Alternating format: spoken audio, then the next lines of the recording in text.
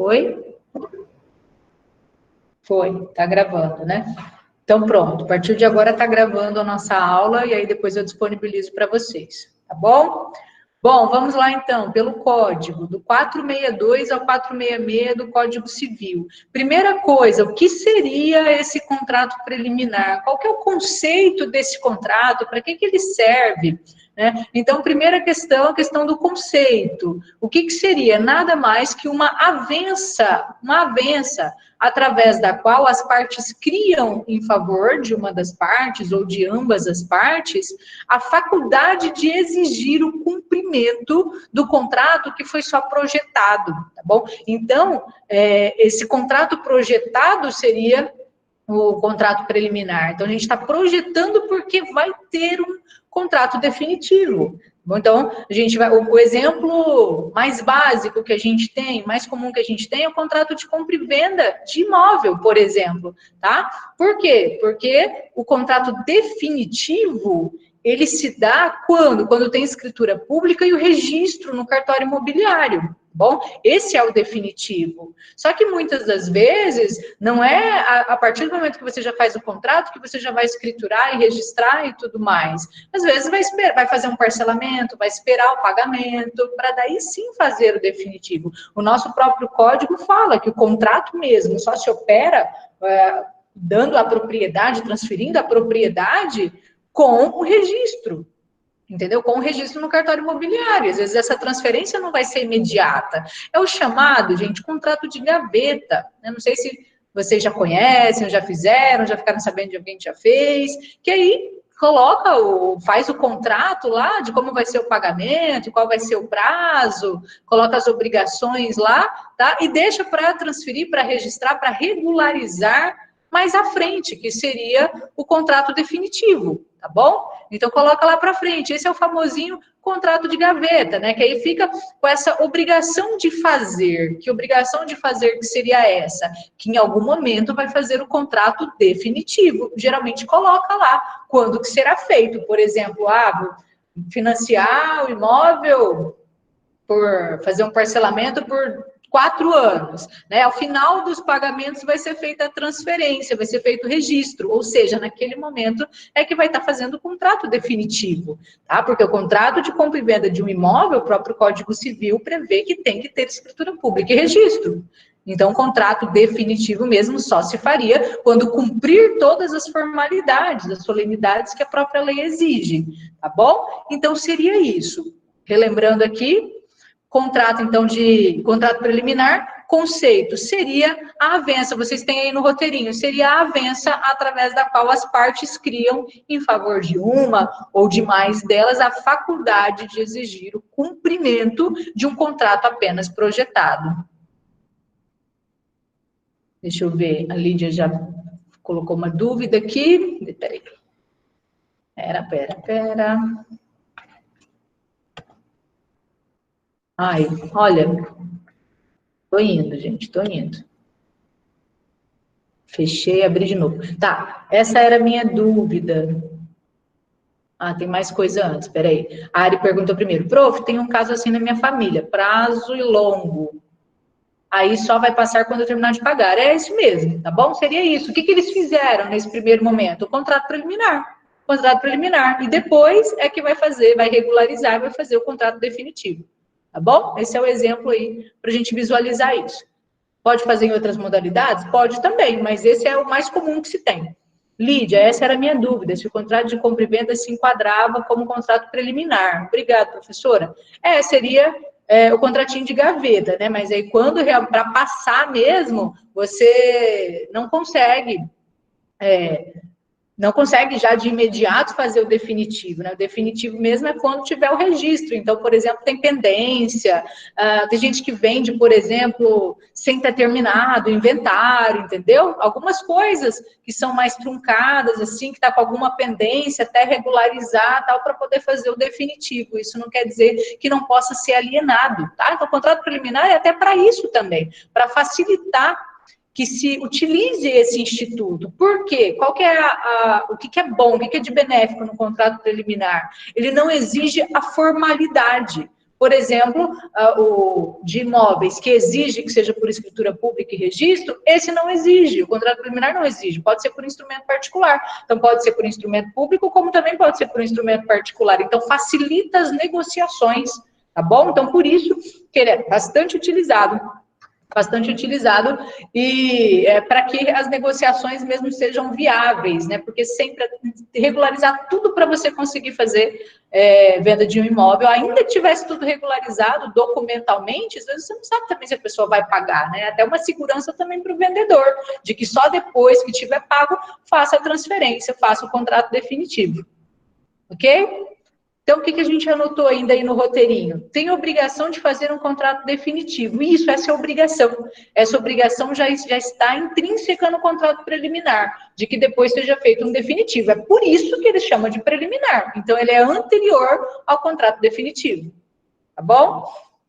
Também chamado aí, gente, pela doutrina, pré-contrato, promessa de contrato ou compromisso. Então, vocês vão ver várias nomenclaturas nesse sentido, tá bom? Significa a mesma coisa. Então, contrato preliminar de compra e venda, pré-contrato de compra e venda, promessa de compra e venda, compromisso de compra e venda. Todos esses contratos querem dizer a mesma coisa que é o contrato preliminar. Natureza jurídica, o próprio nome já diz, é um contrato. Um contrato é um negócio jurídico, tá? Um negócio jurídico. Então, natureza jurídica do contrato preliminar é um negócio jurídico, que tem manifestação de vontade das partes, que tem que preencher os requisitos do contrato. Bom, aí a gente já parte aí para o 462 para a gente fazer a leitura para começar a entender melhor como que funciona esse contrato, tá? Então, 462, vamos abrir aí, gente?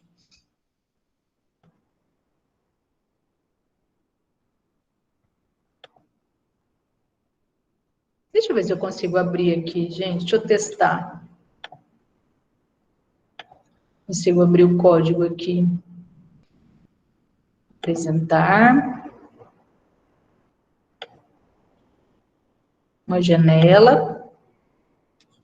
Eu não consigo, não aparece para mim a opção de eu abrir as outras janelas.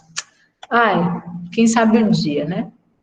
Tinha que chamar um técnico de informática, gente. Mas não tem como chamar ninguém. Como que vão me ajudar? Não tem como. Márcia, peraí. Tá, eu vou lendo por aqui, gente. Eu queria abrir uma janela que tivesse os artigos, tá? Mas não consegui. Vamos lá. Voltando, então. Márcia, a senhora pode explicar de novo essa parte que não se confunde com as negociações preliminares? Claro, posso sim. Ah, o Jurandir tinha colocado, ótimo. Ele colocou o artigo aí, facilitou muito. Obrigada, Jurandir. Márcia perguntou, então, pode explicar de novo as negociações? Sim, negociações preliminares, a gente estudou quando a gente iniciou o conteúdo, informação de contratos, tá? As negociações preliminares seriam mesmo que a fase de pontuação. O que seria essa fase de pontuação? Aquela fase em que as pessoas ainda estão mantendo o contrato, estão discutindo propostas, estão fazendo cálculos para ver se vai ser rentável para um e para outro, então eles ainda estão contemporizando interesses entre eles. Opa, caiu aqui.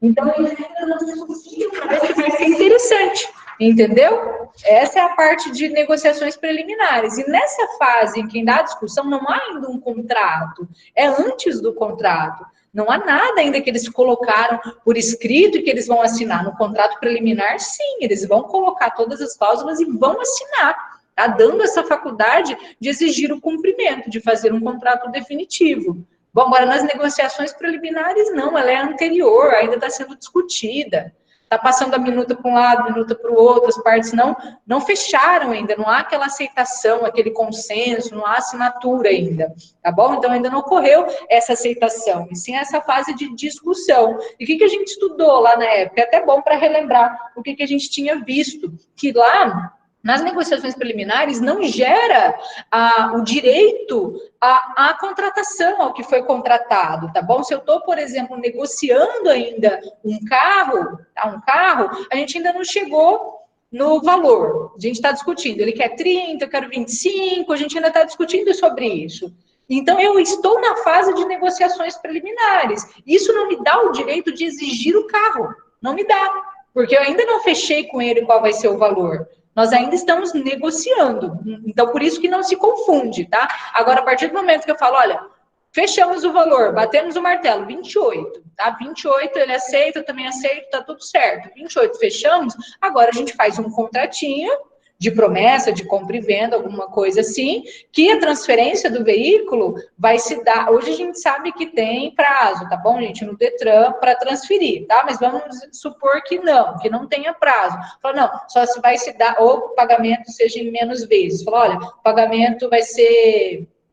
Agora vai ser metade e na outra, daqui 15 dias, a outra metade. Ainda vai estar dentro do prazo do Detran, então dá para fazer a transferência. Só que a transferência só vai se dar quando você terminar de me pagar. Bom, se paga metade agora e a outra metade daqui 15 dias. Aí sim que você vai fazer a transferência. Então a gente pode deixar o contrato definitivo mesmo só para depois. E no caso do veículo, seria incluindo aí o que daria mesmo a propriedade, a tradição. Então, ele pode deixar para entregar só depois que eu fizer todo o pagamento. Aí sim que vai dar o contrato definitivo, entendeu? Mas a gente já deixou o valor, a quantidade de parcela, o valor da parcela, tudo estipulado no contrato preliminar, tá bom? Diferente da fase de negociação preliminar, que a gente ainda estava discutindo o valor. Se ia ser 25, 28, 30, a gente ainda estava discutindo. Então, nas negociações preliminares, qual que é a consequência jurídica disso? Que na negociação preliminar, não dá direito a exigir a contratação. Não dá direito.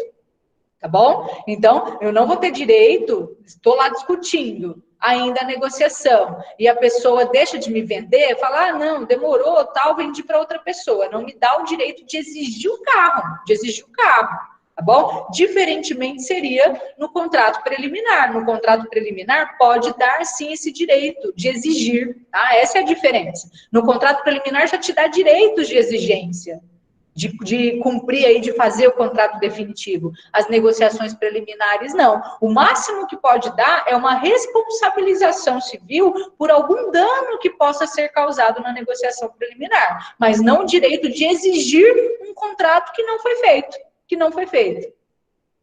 Conseguiu pegar, gente? Eu acabei relembrando aí um pouquinho das coisas que a gente tinha estudado lá, tá? Que a gente estudou sobre a responsabilização, né, a possibilidade de algum pedido de indenização. Então, poderia dar, mas não de exigir o contrato, sendo que o contrato não tinha sequer feito.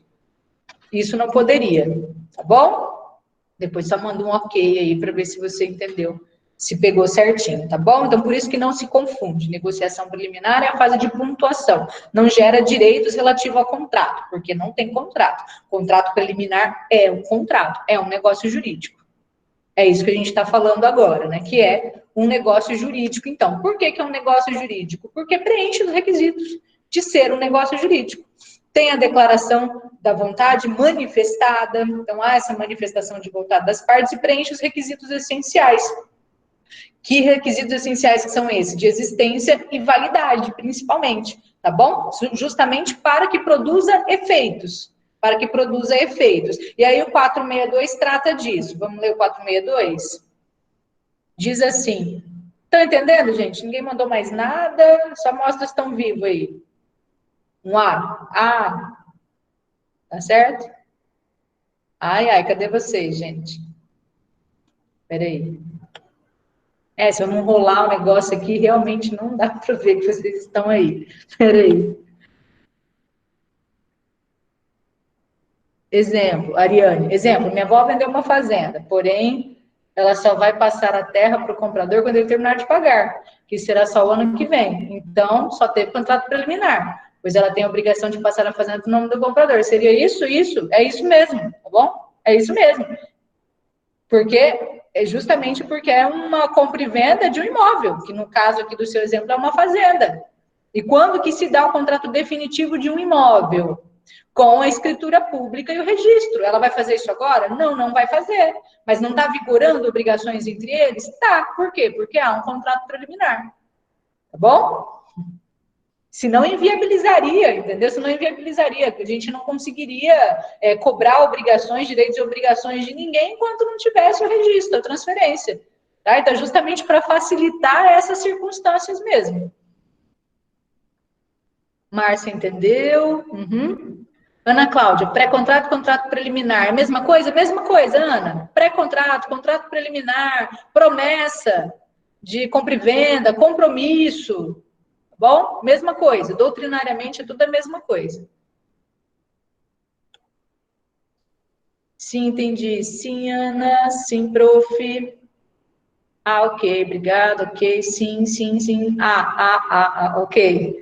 Sim, sim, entendi. Sim, entendido. Tá. Ok, então. Li tudo. Vamos voltar agora. Então, vamos lá para a leitura. Abrindo aqui o código. Diz lá o 462, o contrato preliminar, exceto quanto à forma, deve conter todos os requisitos essenciais ao contrato a ser celebrado. Isso. Então, eu vou olhar qual que é o contrato definitivo. Ah, o contrato definitivo é de compra e venda de imóvel. Tá. Então, eu tenho que preencher todos os requisitos, exceto, olha aí, o próprio artigo já falou, exceto quanto à forma, exceto quanto à forma. Por quê? Porque a forma vai se dar no contrato definitivo, porque a forma é a escritura pública e o registro. Então, aqui deu essa excepcionalidade, vai preencher todos os demais requisitos, mas a forma, ele abrandou, a forma foi flexível, justamente para viabilizar essa negociação, tá bom? Então, é isso que diz o 462. Pegaram, gente? Eu abri a tela aqui do artigo, vou voltar agora para a gente aqui, para ver se vocês entenderam. Entenderam, então? Entenderam? Então, vamos continuar. Sim, tá bom. Então, vamos continuar aqui. Pelas leituras. Agora, a classificação, gente. A classificação, então, desse contrato preliminar. Entenderam, né? Beleza. Classificação do contrato. Pode ser quanto à exigibilidade e à retratabilidade. Primeiro aí é a exigibilidade. Quanto à exigibilidade, pode ser unilateral ou bilateral, tá? No unilateral, a gente vai ver aí no 466, que há essa possibilidade dele ser unilateral. O que diz, então, o que significa quando o contrato é unilateral? Que apenas a vontade de um é relevante, apenas a vontade de uma dessas partes é relevante, tá bom? Então, apenas uma das partes é que pode exigir alguma obrigação que foi colocada aí nesse contrato, tá bom? De exigir esse contrato definitivo. A gente tem, então, exemplos. Exemplo de contrato de opção de compra, opção de compra. Então, pode ser dada a opção de compra. Às vezes, está locando um determinado bem e pode colocar uma cláusula. Às vezes a pessoa fala assim, eu vou locar aqui, só que eu posso ter interesse em querer comprar. Se eu quiser comprar, você me dá essa opção, né? Você me dá essa opção, a gente já pode negociar aqui um valor, tal, para que você depois não venda para outras pessoas, eu tenha essa preferência, me dá essa opção por um prazo? Tudo bem, tá? Vou te dar, então, essa opção por 3 meses. Em 3 meses, você tem essa preferência e essa opção de compra. Então, tá bom. Essa pessoa vai ser a única que vai poder exigir essa compra, tá bom? Então, só é interessante para ela. Se eu dei essa opção para ela, eu dei uma faculdade para ela, em que unilateralmente, só para um que vai ser interessante. Eu estou locando a coisa, tá? Agora, se a pessoa achar interessante comprar, cabe a ela de exigir isso de mim, de falar, olha, eu estou exigindo aqui o meu direito de compra, que a gente tinha colocado lá no contrato, que eu teria essa opção, eu teria essa faculdade, tá bom? Agora, para mim, não importa, que eu não vou exigir que ele compre, eu só estou dando uma abertura, uma flexibilidade, uma opção de que se ele quiser comprar, eu vou vender. Se ele quiser comprar, eu vou vender, tá bom? Então, seria nesse sentido. Nesse sentido, seria unilateral. Essa negociação, esse contrato preliminar, seria unilateral, porque eu só dei essa opção para que a pessoa que está lá alocando tenha essa opção de compra em 3 meses. Se em 3 meses ele não comprar, acabou. Acabou. Não tem mais essa faculdade, tá bom? Passou o prazo, acabou. Passou o prazo, acabou. Conseguiram pegar? A gente vai voltar aqui para a tela. Isso, então seria isso, tá bom? Unilateral, então, só é relevante para uma das partes. Só ela que vai ter essa faculdade de exigir essa obrigação que foi estabelecida, tá bom? Como exemplo aí, a opção de compra. Nós temos também como exemplo a venda a contento, que a gente ainda vai estudar a venda a contento, tá bom? Mas só para antecipar para vocês, a pessoa, por exemplo, só vai adquirir se ela ficar contente com o produto. Seria como se fosse uma amostra, entendeu? Olha, eu estou enviando aí o produto para você, se você gostar, você adquire. Também eu estou dando essa prerrogativa para a pessoa. Eu não estou enviando para ela, apesar de já ter enviado, né, que seria teoricamente a tradição, eu dei essa opção para ela dela ficar com a coisa só se ela gostar, senão ela faz a devolução, tá bom? Então eu não tenho, por exemplo, como exigir que a pessoa compre, porque eu mesma dei essa opção dela falar se ela quer ficar ou não, se ela ficou contente ou não com o produto. Entenderam? Também seria uma hipótese aí de contrato preliminar, porque não tem nada definitivo, contrato preliminar unilateral, porque só deu a prerrogativa de exigência desse cumprimento para uma das partes. Bom, para uma das partes. Pode ser também uma promessa de doação também, da mesma forma, pode ser assim, tá? De forma unilateral, tá? Se a pessoa prometeu alguma coisa, só cabe a outra exigir, não as duas. Não vai ser interessante para a pessoa que está doando, ela não tem nada para exigir. Se eu prometo, olha, vou dar meu notebook para a Márcia, né? Ela não tem nada, né? Eu não tenho nada que exigir dela, aliás. Eu prometi isso para ela, então, na verdade, só ela quer. Não. Foi outra Márcia que passou ali na rua, tá bom? Quero, não. Entenderam? Então é nesse sentido. Se eu prometo isso para ela, se eu prometo que eu vou dar um notebook para ela, né? Eu tenho algo a exigir dela? Não, contrato preliminar unilateral, porque só deu essa exigência, essa faculdade de exigência para uma das partes, no caso dela, que pode exigir de mim a entrega, né? Já está exigindo já, inclusive, né? Então é nesse sentido, tá bom? São exemplos aí de contrato preliminar unilateral. E aí vamos para o 466. O 466 traz aí essa possibilidade. 466 diz assim: se a promessa de contrato for unilateral, o credor, sob pena de ficar a mesma sem efeito, deverá manifestar-se no prazo nela previsto, ou inexistindo este, no que lhe for razoavelmente assinado pelo devedor. Tá? Então, primeira questão aí é que existe essa possibilidade, né? Já trouxe aí, se a promessa de contrato for unilateral, então já trouxe aí essa classificação de que existe contrato preliminar unilateral, tá? Então, havendo aí contrato unilateral, o credor, sob pena de ficar a mesma sem efeito, deverá manifestar-se no prazo nela previsto. No primeiro exemplo que eu dei aí, que a pessoa estava alocando e dei opção de compra em 3 meses. Tem que se manifestar que quer comprar em 3 meses. Se não se manifesta nesses 3 meses, acabou esse direito, tá bom? Aí eu não sou mais obrigada a vender para aquela pessoa. Se em 3 meses ele não se manifestou, eu posso oferecer para outra pessoa. Me desvinculei dessa obrigação, tá certo? Então tem que respeitar esse prazo. Ou finalzinho aí do artigo, ou inexistindo este, no que lhe for razoavelmente assinado pelo devedor. O que isso significa? Que se não tiver prazo, então eu tenho que notificar a pessoa para que ela me dê um prazo, tá bom? Seria isso. Então, se eu que estou locando lá o bem e dei a opção de compra em... Não dei, né, tempo. Dei a opção de compra, mas não falei o tempo, tá bom? Aí a pessoa que é interessada, ela tem que me notificar para perguntar qual que é esse prazo, tá bom? E aí esse prazo aí já traz uma característica de tem que ser razoável, né? Um prazo razoável aí que for assinado pelo devedor da obrigação, tá bom? Então, primeira questão, cabe possibilidade de contrato, de pré-contrato unilateral. Segunda informação importante desse artigo, que tem que ser dentro do prazo que estiver previsto no contrato preliminar. Se não tiver prazo, que seja razoável, que notifique aí o devedor para que ele informe em quanto tempo que ele vai cumprir essa obrigação. Ou quanto tempo aí que a pessoa pode ter, né, para exercer esse direito de exigência dessa obrigação. Tá bom? Conseguiram pegar? Tranquilo, né? Deixa eu ver se tem alguma informação. Ah, o Jurandir colocou, ótimo. Após esse prazo, não existe mais compromisso, então, né, professora? Dessa, especificamente, não.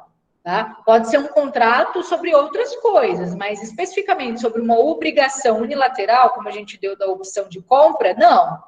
Agora, pode ser que essa opção de compra seja dado, entendeu? Seja dado dentro de um contrato de locação. Isso não significa que a locação não vai continuar existindo.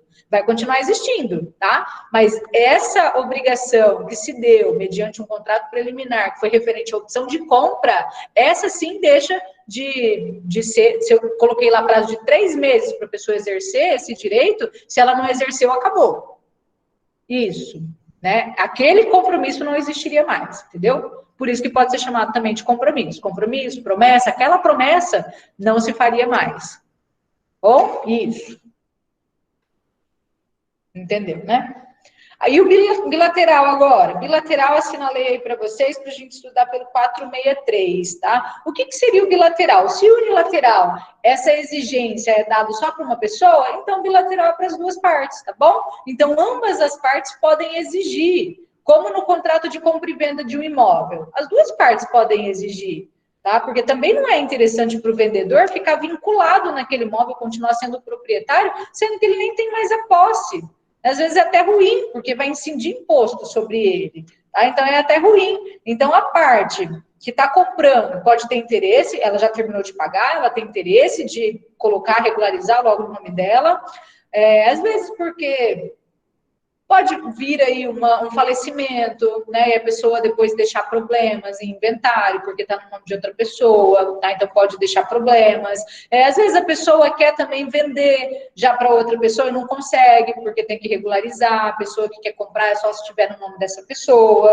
Tá? Tem N motivos, gente, que as partes podem querer acelerar isso. Às vezes quer também para que esse bem seja dado em garantia, né, de algum empréstimo, aí, alguma coisa, precisa regularizar, estar no nome dessa pessoa, para que ela consiga um crédito, tá bom? E também para a pessoa que está no nome, às vezes também ela quer se livrar, né? Às vezes ela também já quer passar, fala, nossa, mas tá recaindo multa, tá recaindo imposto, tá ruim, que tá no meu nome, tem ação aqui que o pessoal tá entrando contra mim, sendo que eu nem sou mais o proprietário, né? A pessoa também pode achar ruim. Então, é ruim para as duas partes, né? Ficar vinculado eternamente aí nesse tipo de situação, né? Então, pode ser interessante para as duas fazer logo a transferência, regularizar, ou seja, fazer logo o contrato definitivo, tá? E aí, nesse caso, seria bilateral, porque ambas as partes podem exigir logo esse cumprimento, tá bom? Essa confecção aí desse contrato definitivo,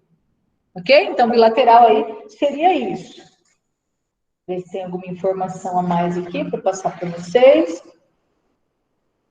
Bom, então cada parte pode exigir da outra a execução do contrato preliminar aí para que se faça o contrato definitivo. Tá? Conseguiram pegar? Então, no unilateral, só é relevante essa exigência para uma das partes. No bilateral, as duas partes podem exigir esse contrato definitivo. Tá? 463, então, para a gente fazer a leitura. 463. Concluído o contrato preliminar, com observância do disposto no artigo antecedente, e desde que dele não conste cláusula de arrependimento, qualquer das partes terá o direito de exigir a celebração do definitivo, assinando prazo a outra para que o efetive. Tá? Então, tá lá, ó, já concluiu o contrato preliminar, ou seja, as obrigações ali do contrato preliminar já foi. A pessoa parcelou, né? A pessoa já pagou todas as prestações, já está tudo certo, tá bom? E desde que não conste cláusula de arrependimento, tá? A gente já vai falar também dessa cláusula de arrependimento. Então, não tem cláusula de arrependimento, ou seja, a pessoa não pode se arrepender desse negócio, tá bom?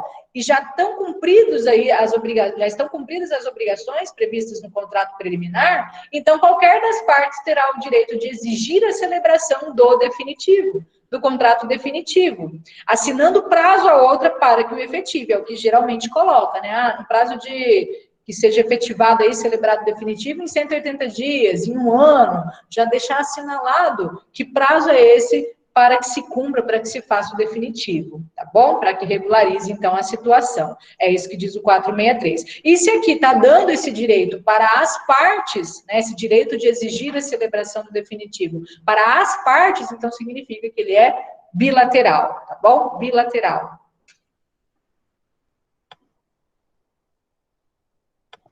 Tem alguma pergunta? Não, Jurandir, obrigada. Colocou aí o 463 para vocês fazerem a leitura. Isso, perfeito. Bom, tá aí, ó. Concluído o contrato preliminar, com observância do disposto no artigo antecedente, desde que dele não conste cláusula de arrependimento, qualquer das partes terá o direito de exigir a celebração definitiva. Certo? É isso aí, o 463. Bom, agora sobre a retratabilidade, que é outra classificação, a última aí, gente, para a gente ver, tá bom? Tá aí, retratabilidade. A retratabilidade, primeira presunção, tem que ser bilateral, tá bom? Só em contrato bilateral, então, que a gente fala sobre retratabilidade, certo? Então, retratabilidade somente nos bilaterais, por isso que eu fiz essa anotação aí para vocês, tá? E aí, o que eu tenho que saber sobre essa retratabilidade? Se há cláusula de arrependimento ou não no contrato, tá? Isso é extremamente importante da gente saber, tá? Então, se comporta cláusula de arrependimento, a gente ainda vai estudar. Quando a gente estudar contratos em espécie, tem uma parte só sobre isso de cláusula de arrependimento, que a gente vai falar depois como que se daria essa cláusula de arrependimento, tá? Mas, em resumo, uma prerrogativa da pessoa se arrepender, um prazo aí que a pessoa tem para se arrepender do negócio. Eu vou tentar a vida lá no Nordeste, né? Vou passar um tempo por lá e estou vendendo a casa para você. Só que pode ser que não dê certo por lá. E se não der certo, pode ser que eu volte. E se eu voltar, eu vou querer minha casa de volta, tá? Vamos colocar um prazo aí de 6 meses. Se em 6 meses eu voltar, eu vou querer minha casa de volta, tá? Seria aí uma cláusula de arrependimento, tá, gente? É só um exemplo, depois a gente vai estudar melhor como é que ela funciona mesmo, tá? Mas seria esse tipo de exemplo. Você pode colocar, dependendo do seu interesse, vai do interesse de cada um. Você pode colocar uma cláusula que você pode se arrepender, tá? Sem problema algum. Se não tem essa cláusula de arrependimento, significa que seria irretratável ou irrevogável, tá? Mesma coisa. Irretratável ou irrevogável, ou seja, não comporta retratação, não comporta arrependimento, tá bom? Em regra, não comporta. Então, para ter uma cláusula de arrependimento, ela tem que ser expressa. Se não tem essa cláusula de arrependimento expressa no contrato, aí significa que é irretratável. Significa que as partes não compactuaram com cláusula de arrependimento. Então, não caberia arrependimento. Não caberia aí uma retratabilidade. Tá bom? Seria irrevogável ou irretratável. Irretratável. Isso é importante? É muito importante. A gente vai ver a consequência disso também mais para frente, quando a gente estudar direito das coisas, tá? Por exemplo, se não comportar cláusula de arrependimento, e o contrato preliminar for registrado em cartório, já dá um direito real, e isso é um superpoder, tá? O que isso significa? Que a gente sai da órbita do direito pessoal, porque enquanto a gente está falando em contrato, é direito pessoal, direito obrigacional, tá? Então, se eu vendo para o Jurandir uma casa, e a gente só fez um contrato preliminar sobre isso, tá? Vamos no exemplo.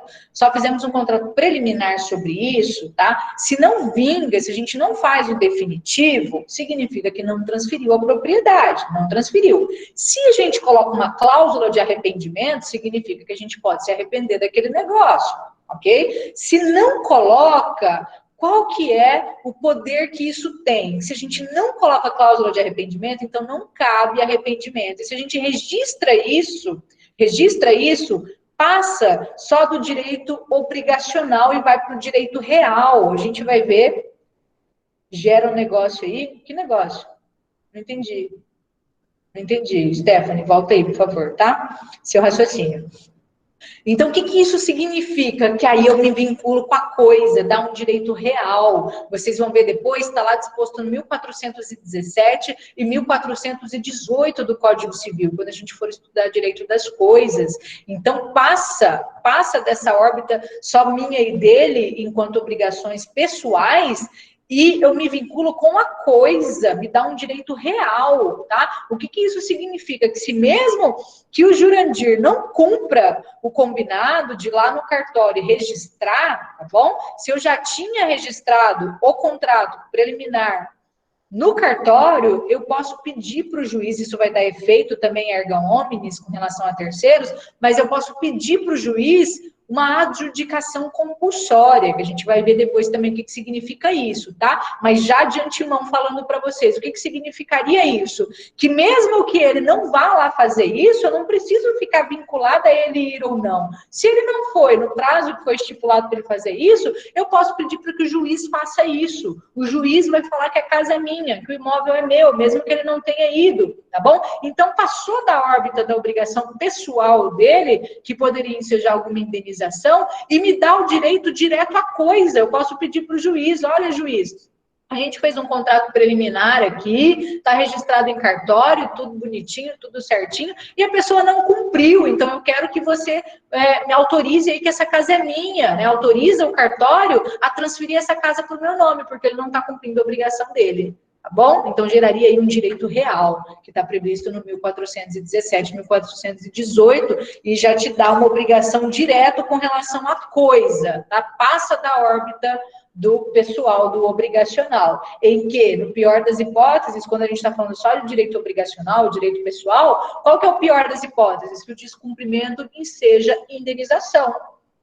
Será que vai ser interessante para a parte só ensejar a indenização? Que a parte não quer lá transferir, não quer fazer o contrato definitivo, não quer transferir para o nome da pessoa, e aí você perde o imóvel e fica com indenização? Às vezes não seria interessante, você nem sabe se essa pessoa ainda tem patrimônio, né, que possa dar alguma indenização, tá bom? Então seria isso, se você fizer cumprir os requisitos, tudo bonitinho, registrar esse contrato preliminar em cartório, te dá direito real depois, que é justamente de pedir a adjudicação compulsória, essa transferência compulsória, você pede para o juiz fazer isso e você pode, tá bom? Seria nesse sentido. Conseguiram entender? Gente, pegaram aí? Pegaram, entenderam?